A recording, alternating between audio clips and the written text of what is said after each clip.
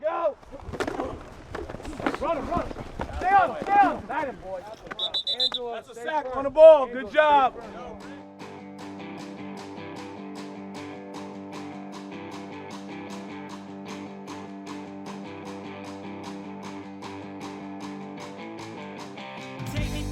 Take me back into another time when we were still in love, a different life. It's a different life. All right, everybody, welcome here to Geek Brothers Blitz Podcast. Midnight on a Thursday, heading into Friday. If Let's you're go. in the Eastern time, like a dork. Ouch. Ouch. We West Coast people are like, what are you talking about? It's 9 p.m. We're in good shape over here. That's right. The first round of the draft just ended. And, well, you know, it started off kind of boring at first. It was because a lot of players overall. With no trades, like the I mean, I didn't expect Arizona to trade. The Chargers didn't trade, though. A lot of people thought the Chargers were going to trade. Mm-hmm. You know, people thought the Patriots might trade. They did. And the Patriots themselves, as we mentioned before in our last podcast, were open to a trade if they thought it was worth it to trade back. But the Vikings did trade up, but barely. They did it twice. Which we'll talk about is a very strange way to trade up. But really, I think we should spend most of this talking about Zach Wilson on the Broncos. No, just kidding. I'm just kidding. Just kidding. Well, you had me caught dead there for a minute. I was like, wait, we didn't talk about this pregame. What are you talking about? What did we pregame for?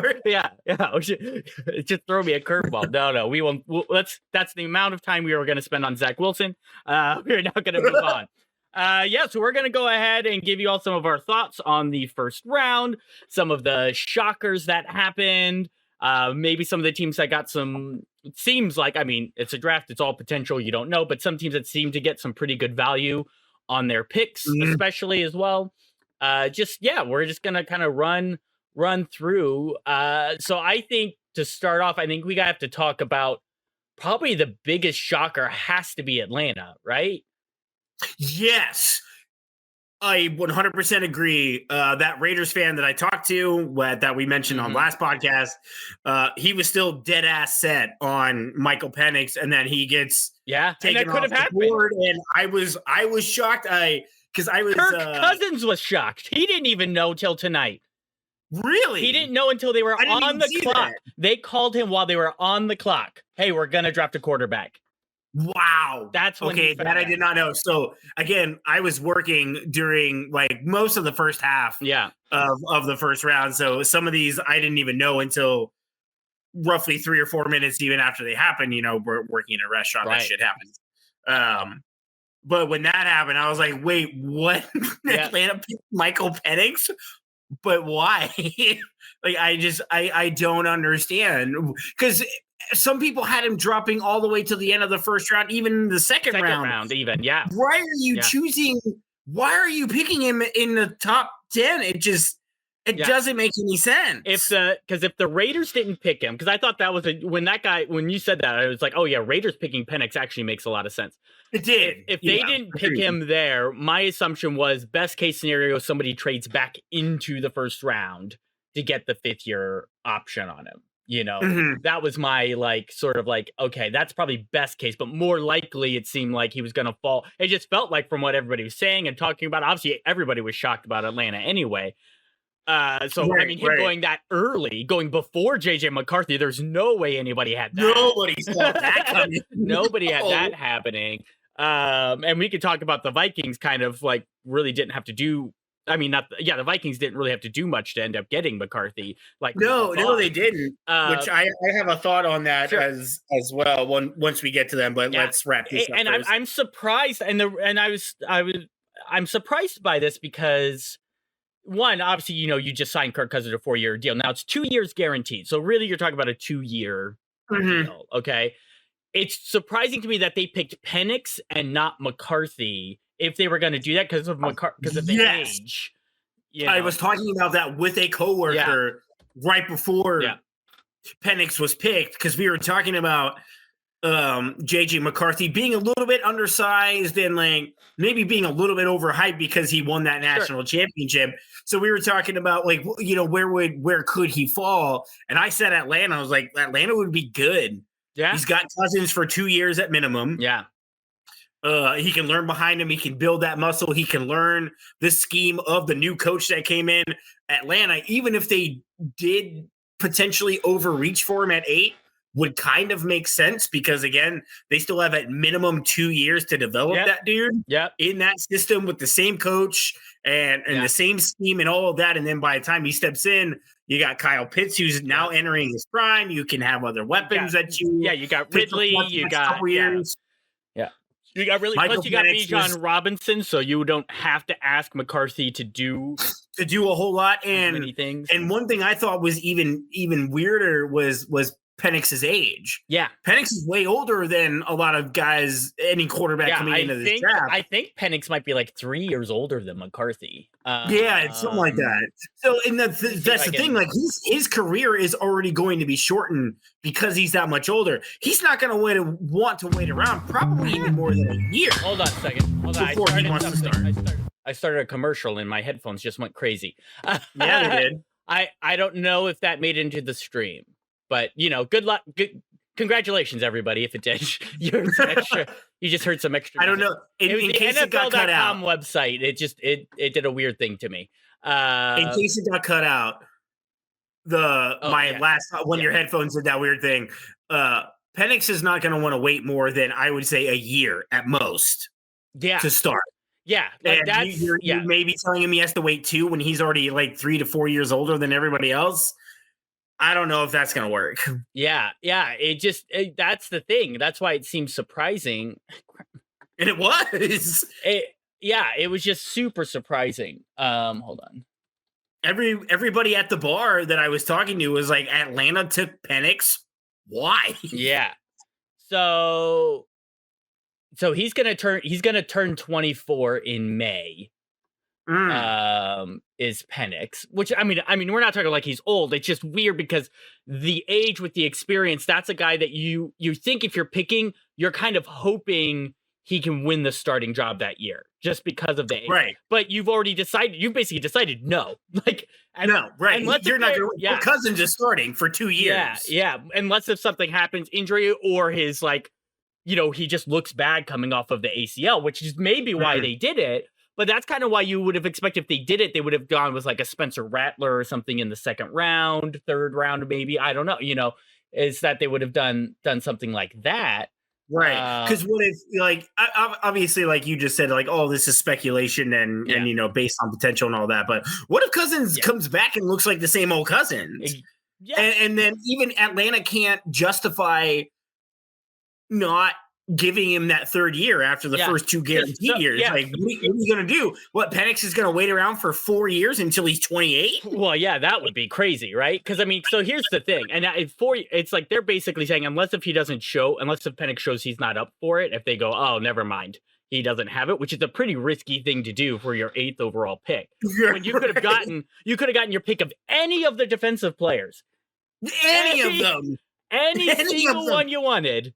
And even a decent bit of the offensive linemen that were on the board. You could have had that to shore up your line for Kirk Cousins, who, again, is coming off a major knee injury. So, and the reason why we're talking about the age for anybody who might be like, well, I mean, 24, he's young. It's like, okay, he's going to turn 24 in May.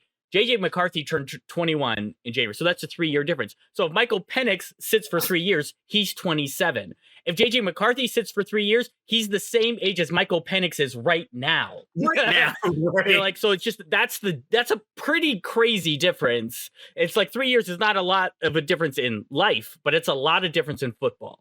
In professional sports in general. In general. So that's especially when you're talking about your quarterback. I mean, obviously quarterbacks can last, their prime lasts longer. I mean, that's a way big difference if you're talking about like a running back or something. But still, when you're talking about bringing in a guy and you're using that high of a pick, you're using your first pick and you have the 8th pick in the draft, which again, in this draft, you could have had any of the defensive players you wanted because none of them were picked till 15. So and it's not like Atlanta doesn't need some defensive help.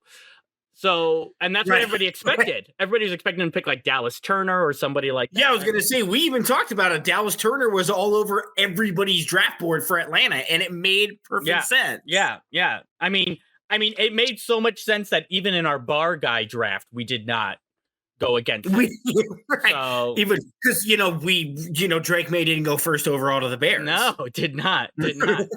Caleb Williams did not end up, and Bo Nix did not end up on the Cardinals like our one guy. No, really. Which we'll also talk about. That was wild. Yeah, where he went still. Yeah. I'm trying to think. Next up, I think Joe Alt to the Chargers. I don't think a lot of people saw that coming. Well, I mean, the pick makes sense. It does. It's a little surprising because people did expect if they were going to stay and pick an offensive tackle, people expected Latham because of his versatility, because he's played more. He can play the right tackle side. And the Chargers are pretty, you feel like they should be pretty set at left tackle. And Joe Alt's been primarily left. So it is surprising, in that aspect. See. Yeah. I mean, I guess maybe people are surprised too that they just stayed because it seemed like they wanted to trade, but maybe there was just no good offers. I mean, this is the thing. Yeah. When people always try and do these trades and these mock drafts and stuff, or people are like, "Oh, just trade back. That makes the most sense." It's like people forget. It's like, but you have to have a trade partner. Okay, it's a two-way. Right. You can't just go, well, I want to trade back, so somebody come up here and grab this. It's like, but some teams don't want to just give up their extra draft capital to get and out. Rightfully so. If they feel like they can still get a pretty good player with their pick, it's like, sure, maybe I like this guy a little bit more, but I don't want to give you 2 extra picks. I don't want to give you a third pick of my 3rd round pick and my 5th round pick or whatever, it ends up being just to do that. So I think that's probably the bigger surprise, though, is like people did kind of.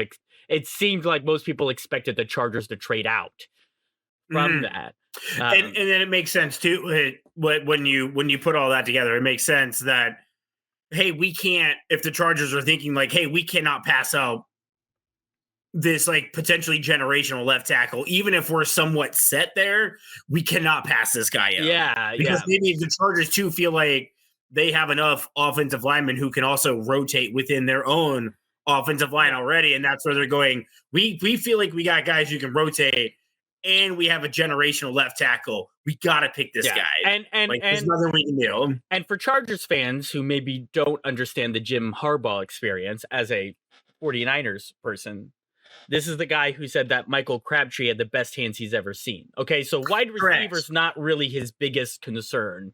And not that Crabtree was actually a bad receiver. Best quarterback in the draft. Yeah. And Crabtree was not a bad receiver. But he was not a number one. He was our number one, but he was not really a number one. No. And he had the confidence of a number one. Not the skills. He did not have the skills. But this 49ers fans who watched him, he did not have the skills. But the offensive line, so like that's why, and a lot of people, people went like, well, it makes sense for them to take a wide receiver. It's like, yeah, it makes sense, but also they're going to build. They also do need more offensive line help for one, but also two, it's Jim Harbaugh. If they're going to start somewhere, that's where they're going to start. And people always want the flashy thing. So I think it makes sense. Because like you said, like anytime you can have, when you have a really good offensive line, it solves so many headaches. It really does. It does. And it's like, they're not flashy players. I get you want the exciting guy and stuff, but man, when you've got a really good offensive line and you've got a good quarterback, like that helps so much. And when that means you don't always have to stretch for an amazing running back. You just got to get a running back that can read the holes. Yep. And it's funny that you say that because somebody at the bar tonight mentioned, how good would Tom Brady be without a good offensive line? And I turned on him and I went, no quarterback is great with a bad offensive line. Like you can mask it to an extent. You can, to an extent, right. To an extent, but like if they're not good overall, you're going to lose. And I pointed out that the Buccaneers Chiefs Super Bowl. That's exactly Mahomes is great, but that offensive line was terrible, and the Bucs defensive line was great, and they destroyed that offensive line. And Mahomes, who can move around, still couldn't overcome that. Still could not overcome that. So yeah, like. Yeah, maybe Brady wouldn't have been, but no quarterback is that good. That's always like such a funny thing to do because it's such a big, it's a team sport. So nobody is as good without a really good team, Correct. But and especially people forget. Yeah, but especially quarterbacks. I would probably say running backs too. Mostly offensive line for running backs, but unless if you're just like insane, it's like you have to be like Barry Sanders sort of like insane where it's just I think you have like 2 sets of hips, it's like the way he moved, but it's like, it's still a team sport. Quarterbacks can overcome, and this is the difference between, but like, this is the thing. It's like, that sometimes is the difference between one of the best quarterbacks ever and a quarterback who maybe could have been that had they just had a little bit of a better setup. I mean, Dan Marino is probably going to be the most classic example for that. I mean, I agree. For his entire career, people he just never had a run game. He never had, everybody knew they were throwing. That was it, Right. And he still did great, but he couldn't get the Super Bowl. Imagine if he'd even had an average running game. Yeah. And that was like you just said, the critique for years was that everybody knew they were throwing. That's how bad their running game was. Yeah. Yeah. And that's. Yeah. And so when it got into the playoffs, it just like everybody tightens up. Everybody knows what they're doing more and focuses in. And then it couldn't happen. It's just like, imagine, so it's just like, imagine if he had the run game that, Joe Montana and that's and that too, like that's another testament to how good Marino really was. Like, he was dragging these run gameless mediocre teams to 10, 11, 12 wins because he was just that good, even when everybody knew they were throwing the ball. Yeah. So I always hate that argument, but anyway, that's a whole different. So let's see. Hey, that's a good idea for a summer one. Well, let's talk Vikings maybe real quick. I think we compare the Vikings and Broncos because both of those were kind of equally shocking. Well, I mean, the Vikings weren't shocking. I mean, to me, the Vikings really won out on this, though, because you think everybody thought they were going to have to trade up further. They did not have to give up very much. I mean, they basically just like swapped. Well, they literally just swapped 11 and 10 with the Jets. Yeah, and then just swapped. And then like I think the Jets got like their 3rd, and then they got the Jets 4th or something like that. I can't remember the. Is that what happened? Okay. So like they had some other later stuff I don't know why they did that. My guess is that maybe there was an offer on the board by like Denver or something like that. To move up, but everybody was kind of expecting Denver to go for Bo Nix more than JJ McCarthy, but who knows? I mean, as drafts show, you can't go with what the media kind of side hears. So, but I mean, they barely to give stuff up, and then them moving up again to draft. I say that I saw that they ended up getting Dallas Turner, which some people thought he would be the 8th pick by the Atlanta. Yeah, I mean, us included. We thought that would be. We even said that we thought that would be one of the boring picks. Atlanta's going to pick edge because that's what they need. Yeah. And what else are they going to do? Because quarterback didn't seem to be a need for that. No. They thought they had that shored up for a little bit. So to me, it's just like, I mean. And they still didn't have to give up that much to move up with Jacksonville. I mean, they lost some, but they just more swapped picks. So they didn't really lose draft capital. That I get. But my only real concern is that McCarthy's still really raw, and I think Minnesota's Minnesota's a pretty solid situation to be in overall with coaching and management and all that. But your current starter, quote unquote, right now is Sam Darnold. Yeah. So I don't know, like if McCarthy ends up, being one of those rookie quarterbacks that gets thrown to the wolves, I don't know if that's going to work out really well. Yeah, I mean, I guess my only thing is like I just don't think it's shocking because everybody expected it. you can question. It was a little shocking. You can question whether it's going to work out, and I think that's a very fair question. But it's not shocking because that's fair. They've been linked sort of like for most of the time. Yeah, that's fair. I mean, we even thought that if he fell long enough, Jaden Daniels would be picked by the Vikings, who might be just as much of a project as McCarthy. Well, Jaden Daniels interesting though too because he's like the same age as Michael Penix, so. And this is why go ahead. This is why I think the Patriots kind of won out amongst the top three. Because now people do talk about Drake May as also being a little bit of a project just because of where he played, and he's also a little bit younger. But it's like, but that's why they have Jacoby Brissett. I mean, that's the whole point. And I feel like people don't talk about this. Like, and it's like they talk about this in two ways because they're like, well, I mean, Drake May, who's he going to throw to? It's like he may not even have to throw his first year for one. He may not even have to throw his first 2 years. Yeah. You know, they may just go with Jacoby. My guess would be a year. That you'd probably give him a year. And then people are like, oh, but the fans are going to be clamoring. It's like, I don't know. I mean, the Patriots.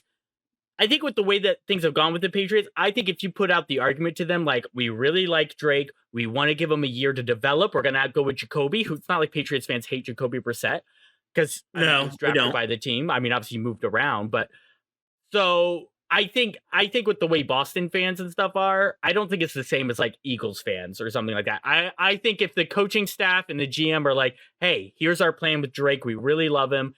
We think he's going to, we want to give him some time to develop. We're going to let Jacoby run the ship for the first year while Drake gets up to speed. I think a lot of Patriots fans are going to be like, great. That sounds smart. That sounds reasonable.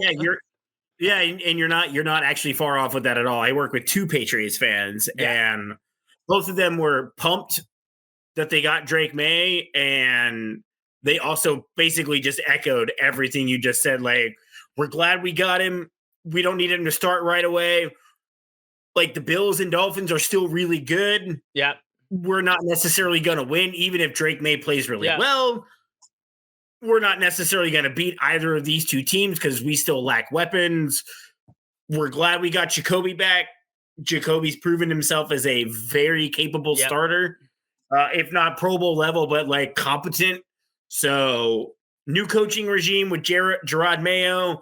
Jacoby's back for another year. Let Drake learn. And then hopefully in 2024, 2025, 25. Yeah. 25. Sorry. I'm getting lost with the years. 2025, like after he learns, because one of them actually, even obviously you don't know what's going to happen. And he admitted this. He goes, I'm not going to say it's going to be a Brady thing, but Brady learned for a year under Bledsoe. And we saw what happened there. Like, obviously, that you're not going to echo Tom Brady's career because that's almost impossible. But he was like, even if we get some semblance of that, where like this dude learns for a year and then we can be an organization again that is like competing for Super Bowls on a regular basis, like that's what we're looking for again. Yeah. So that's interesting. And then of course, I mean the quarterback with the most ever college starts, I think. That's how old he is Bo Nix. Number 12 to the Broncos. I mean, but so here's the thing. It's a shocker in that this is again somebody you could have gotten later, but the Broncos didn't have a second round pick. So it's like if that was the thing, and some people were talking about this, and this is one where some people were right, was like if they want him, they basically have to, if they can't trade back. And we talked about this a little bit. We're like, I mean, maybe the Broncos want to trade back, but who wants to trade up to 12? Everybody's talking about how weird of a position it is. Who wants to trade into the weird position of 12? And that was like right before the draft started. ESPN touched on that one last time. Was like the Broncos may want to trade back, but there's outside of the top 10, there's not a lot of people want to trade into the top 12 for. Yeah. So the Broncos just have basically no trade partners. Yeah, and since they didn't have a second round pick, if they wanted Bo Nix, it was like this. They had to get him now. This is pretty much our only shot at the guy, because it's doubtful he gets to the third round. Mm-hmm. But he is another guy that he at least makes sense for a team like the Broncos because he is essentially a guy who you're expecting to come in and start. because of his age and experience. It's just like, come in. This is why the Penix thing was confusing versus at least Bo Nix on a project. He's not a project. He's supposed to be ready to go. Yeah. He should be, from his experience, from how long he's been in college, he should be able to come in. I mean, obviously there's always learning curves for a rookie first year NFL, but it's like, but you shouldn't have qualms about putting him in and worried about his development because he should be pretty well developed as a passer overall. I mean, everybody can get better, but he should. So it made sense that he went to the Broncos, but I mean, this is just the fruits of their own mistakes. I mean, this is them. Yeah. I mean, that's what they get for trading all that capital to the Seahawks for Russell Wilson. Like, they put themselves into that position. Yeah, exactly. They're reaping what they sow. They didn't really have a choice. If they wanted a quarterback, this is what they were going to have to do. It was going to be a reach, unless if a surprise, like a Jaden Daniels or a Drake May just fell. which would have been a shock. I mean, some people talk about just because the Jaden Daniels and the Washington Commanders with the rumor mill of like when they brought in all of their potential draft picks together for a meeting and went to Top Golf and stuff, and they didn't do individual things. So there was some talk that maybe Jaden Daniels was upset by that, but it seems like that was probably just normal pre-draft. We don't have anything else to talk about stuff. Yeah, I was gonna say I didn't even Oh see yeah, that. yeah. I didn't even see that crap. Yeah, it was a whole thing. So, but anyway, it's like it's a shocker in the sense of just like, is it the smartest move? No, probably not. But is it the move? But it's also like it was kind of the Broncos' only move if they wanted a quarterback. Yeah. It's almost like they are playing chess. And they know they've already lost. But they're like, we have a few moves left, and maybe you'll just make a mistake, and I'll get lucky. And that's what they're hoping with Bo Nix. It's like, it's a weird knight movement. You moved your knight, and you're just hoping that the opposing player isn't recognizing where the knight can move next, and they make a wrong move. And that's what you're hoping happens somewhere where the knight and you're like, oh, what? I didn't even know. Like, wait, I lost my queen? What? Yeah. It's like, that's kind of what you're hoping. And who knows? I mean, maybe it happens, because that's the thing. I mean, anytime you do talk about draft stuff, if the pick works out, nobody cares anymore. It doesn't matter. Yeah, right. It only matters if it fails. Right. And next off the board, Brock Bowers fell out of the top 10. Yeah, the Jets showed some restraint and did the smart play, it looks like. They did. I saw they drafted that like one of the best offensive linemen on the board. Smart. And this does make some sense too, because, I mean, obviously it makes sense, but this is another one where maybe people... For the Jets or the Raiders? For the Jets, where I think people were surprised. Well, actually, for the Raiders too. I was going to say, I actually like that the Raiders took him. No, when they picked it, I was like, hey, that's okay. Yeah, I could see it. Yeah, and I think with the Jets, it's just like, I think what people were forgetting, because people did start getting enamored with this Brock Bowers Jets. I think it's hard. We forget what it must be like as the team and as the coaches and as the GM, and watch the guy that you spent all this time getting, an Aaron Rodgers, go down within the first few plays of the season. Right. And how much that probably sticks with you while you're watching Zach Wilson flush all of your dreams down. I was going to say, Zach Wilson things that aren't just good. All the things that he does that is not good football. And so I think it's like, it seemed like maybe Brock Bowers is sort of the sexy pick, but I don't think you can get over what just happened to them last year. I don't think the players, I don't think the coach, I don't think the GM could get over that and with good conscience go, we'll figure it out. Yeah, I completely agree. Yeah. Like, I don't know how if I'm anybody in that Jets organization, you should be going, we cannot not pick an offensive lineman. Like, and it also makes sense too, because so he doesn't have a lot of starts. Fashanu does not have a lot of starts, but that's fine, because that's why they brought in Tyron Smith. They brought in Tyron Smith. So if, now maybe Tyron Smith doesn't play a full 17 games, but if he plays 14, 15, and then Fashanu has to come in and start a handful of games, just a few games, that's great. And then maybe the next year, he can kind of take over the left tackle spot or whatever. So it made a lot of sense for the Jets there. And then, and then for the Raiders, I was like, it happened. I was like, oh, yeah, I feel pretty good about that. I did too. Once I found out they picked him, I was like, well, I mean, if you're going to have to roll with Gardner Minshew and Aiden O'Connell, at least you got a pretty decent weapon out of this. And if you're a Raiders fan, like maybe you were hoping for Penix, but you can't do anything about that. So it's not like you could be mad at the Raiders. That wasn't their choice, right? So, and who knows? Maybe they pick a project in the next round or third round, whichever, and see where that leads them. Or maybe they're in the running for like a Dak Prescott next year. I mean, I was gonna say, if I'm the Raiders, I don't even know if I would necessarily rush to compete this season for the division. Because obviously the Chiefs are still the Chiefs, and then the Chargers are going to be better. Yeah, because now that what's his face is gone, Brandon Staley, and Jim Harbaugh's in, the Chargers are going to be better. And they just got Joe Alt. They're going to be better. They're going to be. They were already a talented roster in the first place that Brandon Staley kept running into. They're going to be way more football sound. They're going to be a fundamentally sound team. When you have good players, that translates into just better performance already. Like it's just it's going to be better. And I think the Raiders will be better now that they don't have to deal with Josh McDaniels. Yeah, I think they will be better, even if they end up in that 8-9, 9-8 range. Like they're still going to be a more competent football team than they were. For 10 games last year, or whatever the hell it was when McDaniels was under there. So, what was I saying? Fuck. Oh yeah, that was like if I'm the Broncos, I'm not looking towards the future yet in competing. Like all three teams above us are probably better.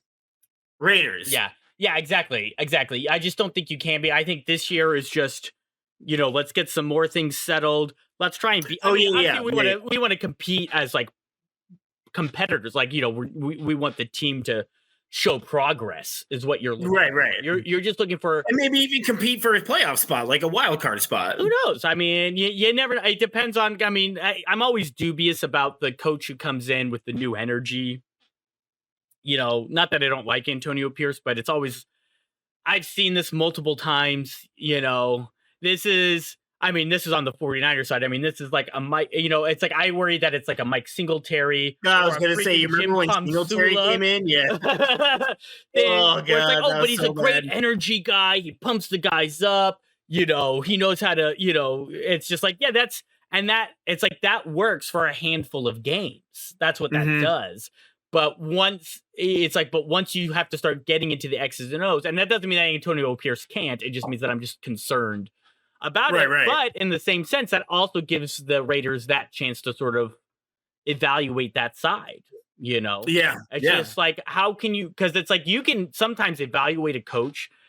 This was actually early with Kyle Shanahan. It's like you can evaluate even if the team's not good, because you can go, I can see what you're doing. And what you're doing is good. You just don't have the players to execute it, right? It's just not happening. You everything seems smart. You're playing good football. The players just aren't good enough to get us to that. And if I'm a Raiders fan, that's kind of what I'm looking at. It's like, well, I just want to see, is the coach working well? I know the quarterback's going to be fine. Gardner Minshew are going to be fine. Right.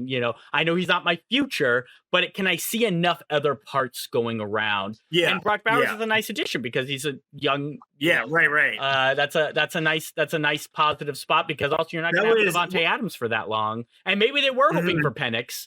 It's possible, but that shocked everybody. It's not literally. No, I think they were like the more. Like the later the first round shook out after Atlanta took Michael Penix, it became more and more clear to me that the Raiders absolutely wanted Michael Penix for sure. It feels like that would have made a lot of sense. I agree. I think so, but I guess we should get down to the 49ers here, because that was. Yeah, that's it. Because I think them and the Bills maybe are the next kind of shockers in here. I don't think there's any other shocks beyond that. Well, I was going to say, looking at it now, like there's not a lot of shocking stuff.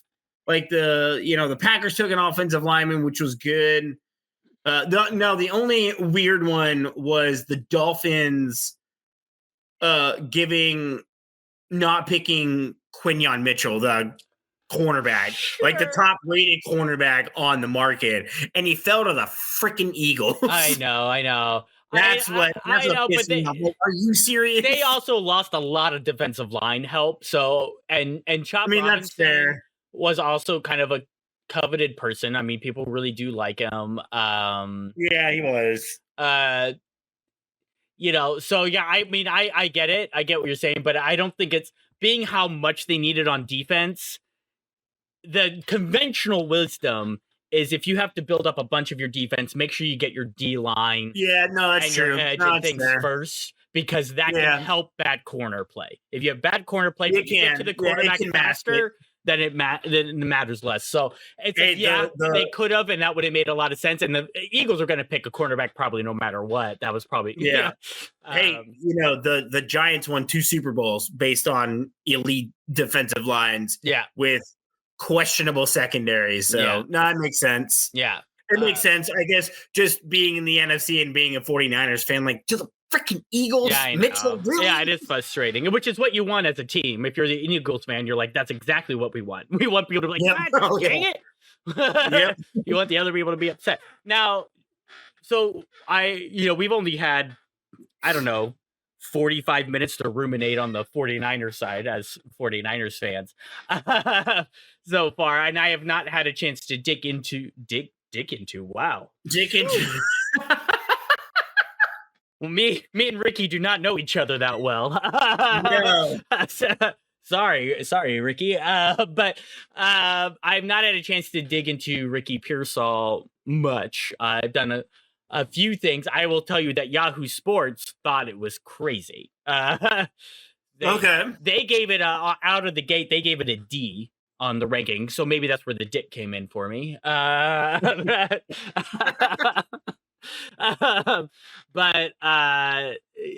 it's interesting because I was watching it live, and the panelist people, that they had on for ESPN/ABC,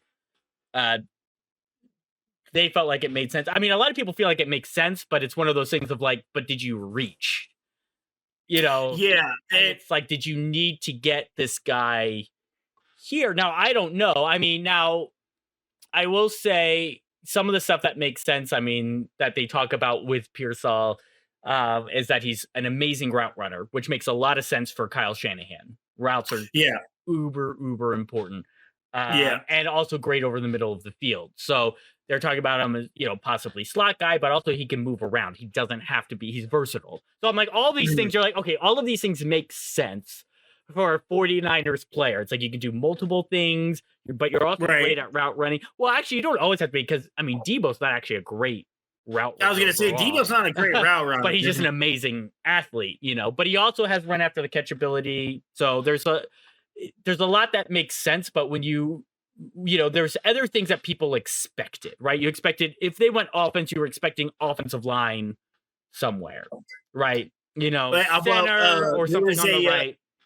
Well, there was a 49ers fan in the bar tonight, and I even posed this question to him. I was like, offensive line or cornerback, which are we taking? Yeah. And his actual response was, I don't care as long as it's one of those two positions. Right. That's what made them selecting Pearsall so shocking. Like, because he wasn't the only 49ers fan that I've come across who has said the same thing. I don't care. I need it to be offensive line or cornerback. That's what we're looking for. And I will say in fairness on this, by the time it got down to them, 8 offensive tackles were 8. Is that right? Yeah, 8 offensive tackles. Something like that, yeah. And then now people thought maybe center, but Graham Barton was already taken too by the Buccaneers. Yeah, so which made sense considering they just lost their potential Hall of Fame center. So my thought, now there's a couple of thoughts to this.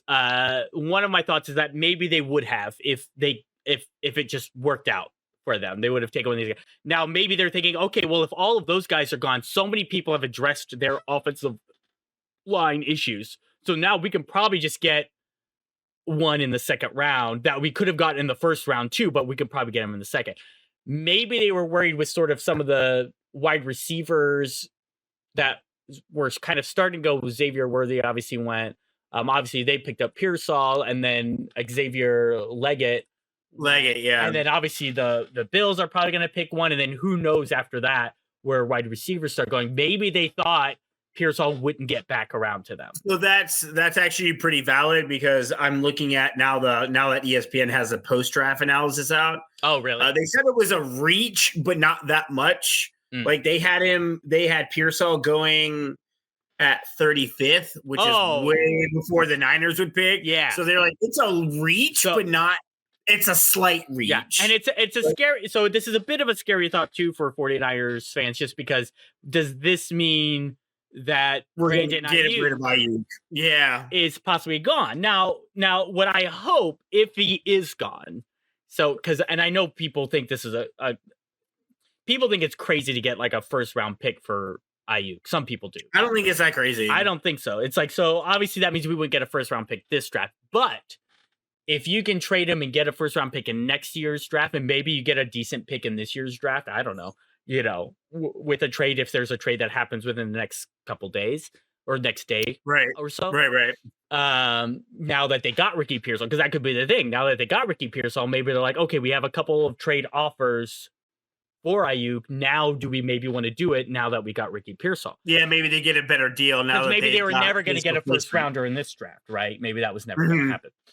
Right. And now with teams that maybe won an extra wide receiver that didn't get one, I mean, I don't know who might make that kind of a trade. I'm trying to look and see like who would make. I mean, would the Bills be in there? Bills are a possibility. Chargers maybe. I don't think Chargers. Yeah. I mean, it would make sense, but I don't think they would. But it's possible. For who? The Chargers, because they need wide receivers. Oh yeah. Yeah, let me see. Hold on, I'm looking around here. There's another. I think of who else might need another wide receiver. I mean, there are teams that you can argue for wide. I'm trying to look also by draft wise because I think Jacksonville actually got a pretty good win with Brian Thomas Jr. And they got back. I thought that was a solid pick too. Yeah, that was a pretty good win for them. Yeah. That was definitely a pretty good win for them. Obviously, Patriots are another option. What's that? Patriots, another option. Oh, yeah. Now they got Drake May. Yeah, because you're probably trying to stay away from any. I mean, maybe you go to an NFC team, but you're probably mostly staying away from that, depending on the team. I mean, sure, if Carolina wants them, sure, but yeah, right. Right. But, I was even gonna say, even if the Saints want them, you're like, yeah, okay, fine, that's fine. So I mean, it's like one of those ones where I was like, what? Why are we doing this? But now it's like over time, I'm like, I don't know, maybe because it's like it's another one of those things. If it works out and he becomes a top versatile player, because and this is the thing, other concern is like some people are talking about how maybe Debo may not get a new contract with Fortnite. Yeah, so even if Ayuk you mentioned that right before we got on. So even if Ayuk stays, maybe Debo doesn't get a new contract once his ends, and then Pearson, versatile player, good at breaking tackles over the middle of the field. That's a lot of Debo Samuel's work is being done that way. So maybe this is he can maybe come in and contribute now, which is always great. But then also this is also, in the future, he could take over for Debo because Debo, I mean, you do worry about. I mean, I was happy with the Debo contract when they gave it to him because I was like, I like that it's not a bunch of years. I love Debo. Debo's not only just like a really fun player, but like he just seems like a super solid, nice energy guy, like really great, just like a pure guy, and everything. But at the same time, you do worry about longevity with his injury history, but also his style of play. You're just like, it's great. It's like, I mean, it's like the only kind of guy I can think, and he's much faster than him, that played long with that kind of physical plays like Anquan Bolden. Right. Very physical, broke a lot of tackles, but Debo's much faster. It's quite a bit faster than him, I think. But didn't Anquan have a few inches on Debo? That's true. Yeah, he was taller. But anyway, at least from a physical standpoint, Anquan made it work for a pretty good amount of time. So maybe Debo could be like that, but that's still it's still kind of risky. You don't really know. It is. So when you mentioned that Debo stuff right before we got on here, that actually made more sense to me too, because unlike Anquan Bolden, Debo, like we just even mentioned, is not the greatest route runner. Like Bolden was still a good route runner, along with being physical. Yeah. So maybe that is their plan of like, yeah, we're not totally sold on Debo lasting beyond this current contract based on the way that he plays. We're going to draft Pearsall, get him acclimated, offer Ayuk, and then we still have Pearsall on his rookie contract. So, having a moment. I'm having a moment. Because some people may find it shocking about the Bills trading out completely of the first round now. I did not see that coming. So what if, this is pure speculation, what if they traded out of the first round because they have a possible trade for Brandon Ayuk? So, like, what if the 49ers, right? So, because now I'm assuming now the Bills, I haven't checked their draft stuff, but I'm assuming they now have 2 second-round picks, right? I would assume so. So right now they get the first pick in the second round, and then I'm assuming they have their original. I don't think they traded. Oh, yeah, they do. Yeah, they've got the 28th, right? Or 60th pick, technically, but 28th in the second round.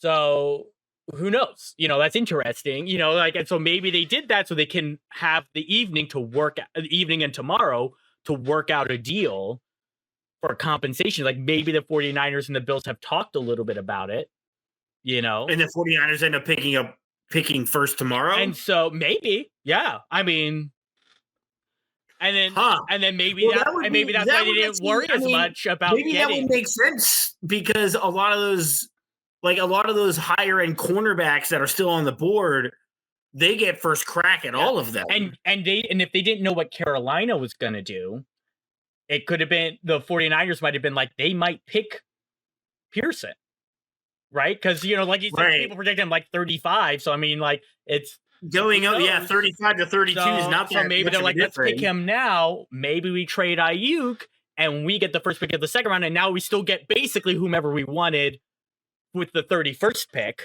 anyway. Oh, and now we ensure that we have Pearson because we're pretty positive, right? We're pretty positive that if you think that the Panthers are going to take a wide receiver, you worry about them picking your guy.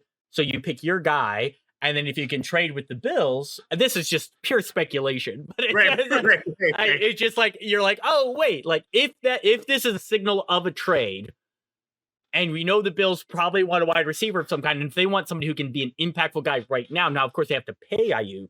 Well, that's always the thing.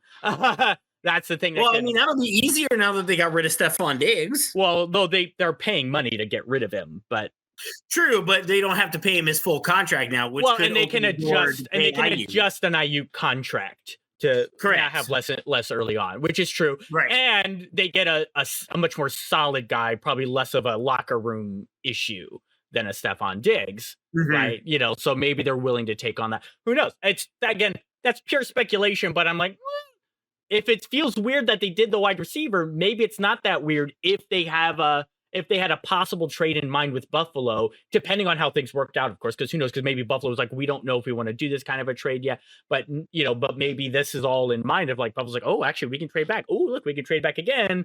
Now, maybe they can go back and who knows, Because, like a lot of that would make sense because Buffalo's going to look to replace Stephon Diggs somehow, some way. You're thinking so. Now, maybe there's... I would hope so anyways. Yeah, because it is weird, and this is the other thing of why I'm speculating about this. It's weird that they traded with 2 teams that not new, but you had a pretty good feeling we're going to go wide receiver.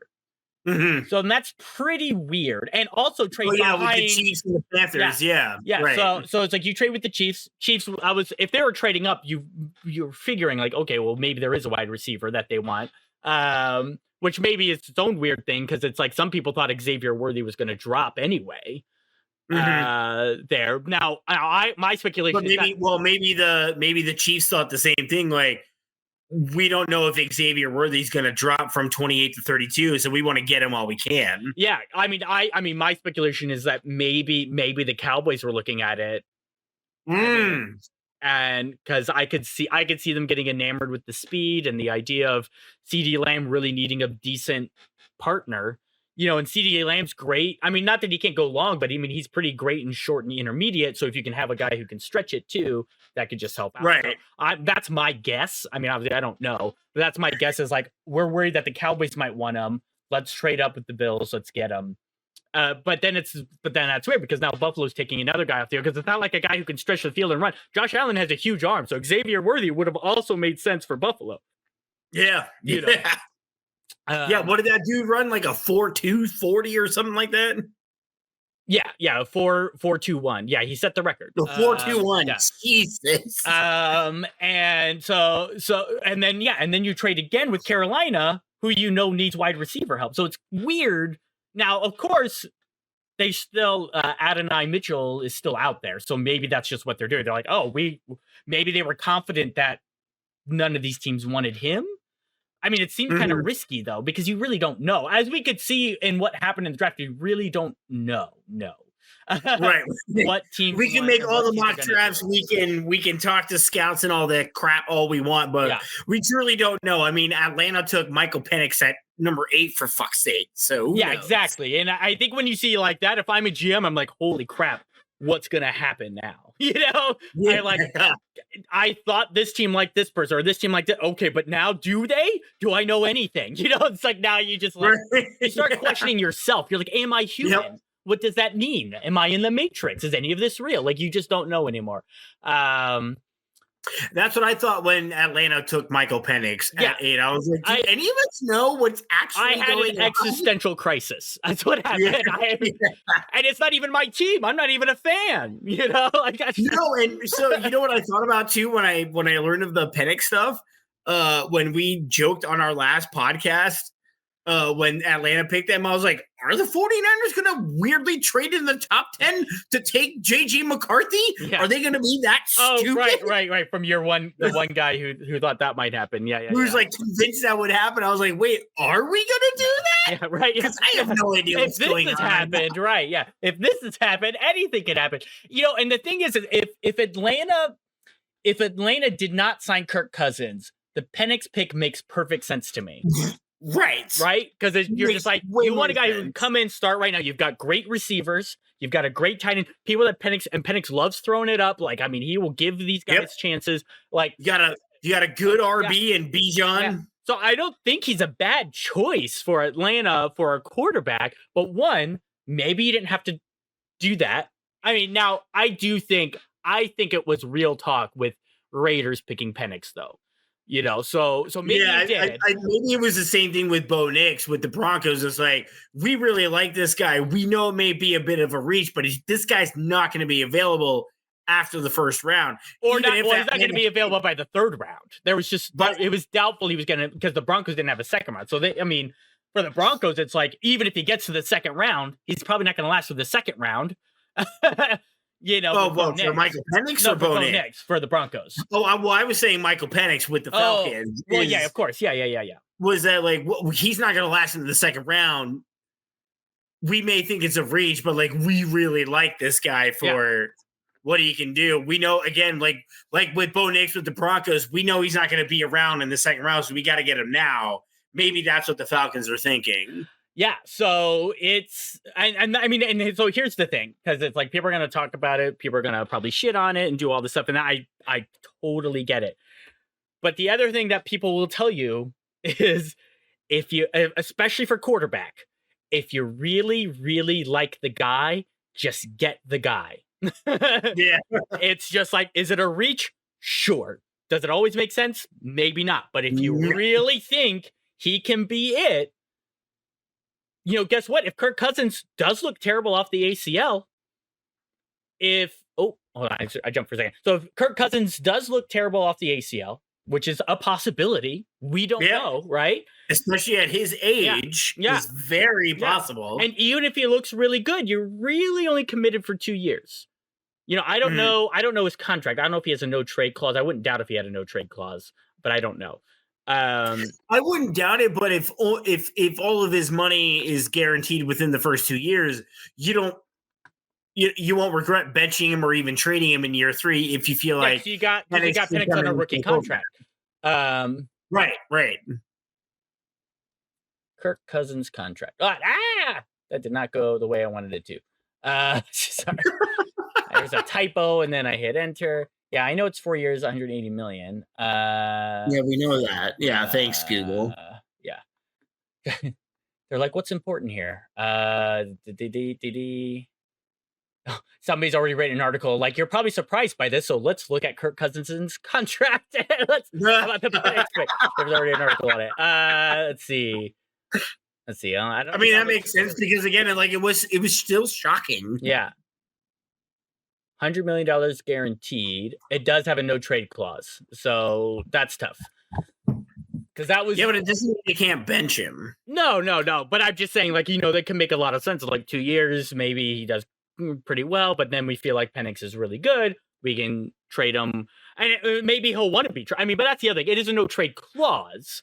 That's a clause, right? So he could still be traded if he approves the trade. Exactly. Yeah, so it doesn't mean they still can't get something for Kirk if it turns out that Michael Penix is good and ready to go, what he could be, and I think he could be really good. If I think his biggest question mark is health of Michael Penix. Mm-hmm. That's his biggest question mark. But he was fully healthy last year. Really the last couple years, so it's just like, I get that, which is when he played his best college football too, right? So like I said, if Atlanta didn't have Kirk Cousins, I would have been like, yeah, that's maybe a reach, but if you really liked him, that makes a lot of sense. So yeah, it's a little tough. If you think he could be your franchise guy, even if it doesn't make sense, when are you going to be with Kirk Cousins? Are you going to do you think with Kirk Cousins you're going to have the 8th pick again? Right? Oh, probably that's not. a good point. Yeah, right? Yeah. You're expecting divisions, possibly winning divisions, right? Because not in a super strong division. So you're picking way down in the 20s, right? And if you're Atlanta for the next couple of years, and it's like, we may not get another chance. So let's pick him. If he turns into the guy, nobody will care one iota that we spent the 8th overall pick if we get 10 to 15 years out of this guy. Right. And he's a very good starter. And if he doesn't turn into the guy after Cousins' first 2 guaranteed years, well, then you're right back into the top 10. Yeah. If everything falls to shit all over again, you're right back into the top 10. So it's I get the criticism, and I think it's completely fair. And I do not blame you. I do not blame a Falcons fan. Like, man, we're trying to compete now, though. That's why we signed Kirk Cousins. We have all these offensive weapons. Why didn't we get a defensive guy, especially, that could have helped us out?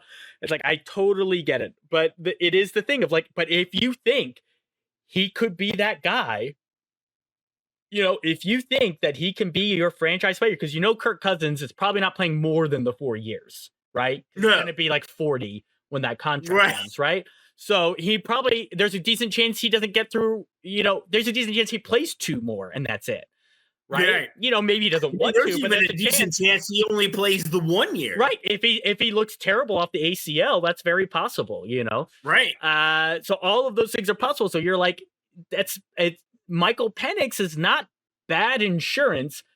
And if you thought, which, I mean, I really think that the smoke there was real. If you think that the Raiders were going to pick him at 13, it's not like you could wait and go, well, let's just wait for the second round. We'll pick him up. Right. So that's the thing. It's just like, it's the quarterback. It's the most important position. If you think he can be the guy and you're in a position to take him, it feels like you should take him because Kirk Cousins is not your 10-year solution.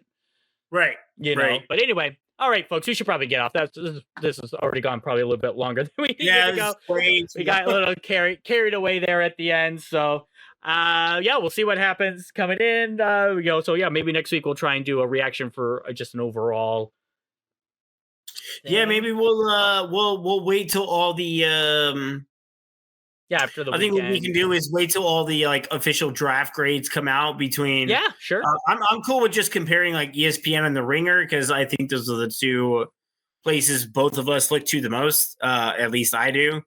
And then we can kind of evaluate that and then give our own little draft grades to it.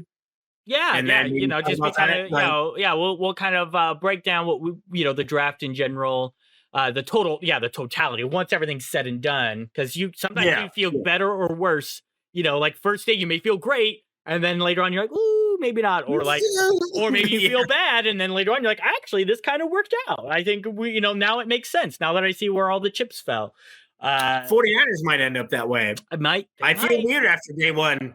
After Sunday, I might be like, actually, I feel like we're all right. I've talked myself into it only because of the Brandon Ayuk thing, which is just pure top of my head. So this is nonsense. Like, I made myself feel better with nonsense. I'm just like what? Well, welcome to being a sports fan. What if? But anyway, so keep an eye out for that. Thanks for listening in. And as always, so you can find us on Spotify, iHeartRadio, and YouTube. So share us around, by the way. You know, why not? Yes. Give us a chance. Give us a chance, folks. Come on, our content is way more entertaining than others in the world. So thanks, y'all, for listening, and have a great draft weekend. Unless you're the Eagles or Chiefs. Sure. Fuck you. Great ending. Yeah, solid. Thank you. Take